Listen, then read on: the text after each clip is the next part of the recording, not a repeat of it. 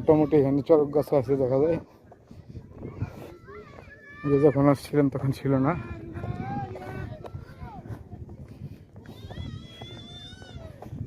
এই দেখতে পাচ্ছেন কত চটপটির দোকান, মোটামুটি বোঝাই যায় এখনো মোটামুটি 1টা 2টা বাজে, এখনই লোকজন সমাগম শুরু হয়ে গেছে।